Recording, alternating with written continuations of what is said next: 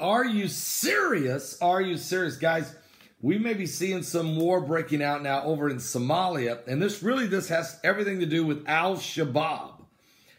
Several senior officials with the al-Shabab extremist group have been killed. I repeat, several key leaders and officials of the al-Shabab extremist group have been killed or wounded in airstrikes in southern Somalia. Matter of fact, Somalian intelligence officials said that while the al-Qaeda linked group and residents are saying children are also among the dead. This is a very sad situation.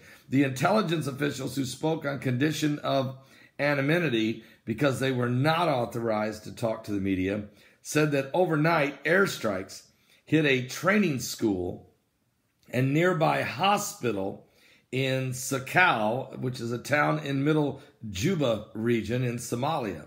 They said those targeted include a longtime commander, Hassan Quaoub. Now, he was an al-Shabaab leader. It was not clear who carried out these strikes. It could have been the U.S. African Command, which has carried out more than 20 strikes in Somalia already this year. Or it could have been Kenya, because they've carried out airstrikes against al-Shabaab also, with the deadliest Islamic extremist group in the sub-Saharan Africa. And over the weekend, neighboring Ethiopia, state-affiliated Fana Broadcasting Corporation reported that Ethiopia's Air Force has killed about 70 al-Shabaab extremists in rare airstrikes. And al-Shabaab said that 3 children were killed in this latest airstrike and an elder in the town, and they told this to the Associated Press. So we don't know if Ethiopia bombed them. Did Kenya do it? Did Somalia do it? Or did the U.S. African Command do it? Well, we don't know, because all of them have done some attacks on al-Shabaab. On al-Shabaab. Al-Shabaab is a very, very dangerous extremist group there in southern Somalia. Now, you have to understand there's a lot going on right now, because you have al-Shabaab in Somalia, a lot of pirates, a lot of pirating going on also there, where they hijack these oil tankers and boats that go through the area. You're dealing with the Houthi rebels that are funded by Iran. They're in, of course, Yemen. You're dealing with Hamas over in Gaza. You're dealing with Hezbollah in southern Lebanon, who are saying now they've got precision-guided missiles, and they're bragging about it and threatening Israel with them. And Netanyahu is staring them down, saying, you better think this over 20 times before you even approach us with a precision-guided missile. And so you got that to deal with. Still got al-Qaeda pockets in different parts of the Middle East, and you still got ISIS roaming around that you got to deal with, and other kinds of rebels that are out there. So this is a very volatile, Middle East is an extremely volatile situation.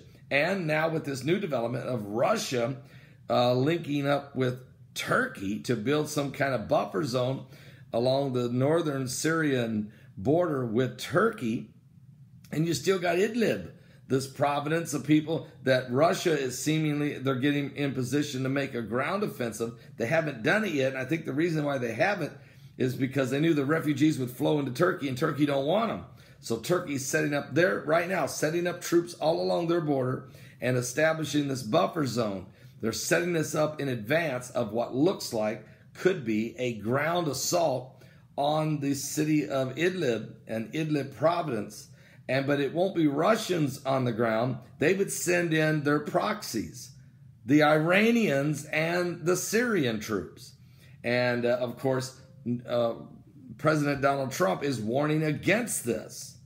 So do you see the complications here? Very complicated situation in the Middle East. Meanwhile, Russia threatened to put a no-fly zone up to protect the airspace of Syria from Israel, because Israel has made 200 strikes in the last 18 months on Iranian and Syrian outposts and military weapons depot locations, or anybody trying to smuggle precision-guided rockets or missiles or into Lebanon and hand them to Hezbollah.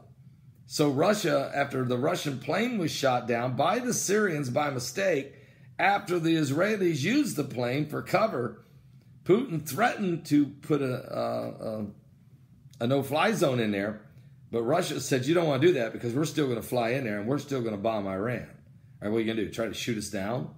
And then that would, and so Russia has kind of backed off that position while Israel continues to fly into Syria. So this is, if you don't see that the tension, it can't get any higher. We're in a state of Middle East madness. And we're going to try to talk about this at our live broadcast today at 12 noon Eastern and give you a full rundown on the maps and everything going on. All right? So this is getting very, very, very intense. So everybody get some coffee and just calm down a minute. Everybody. I mean, everybody.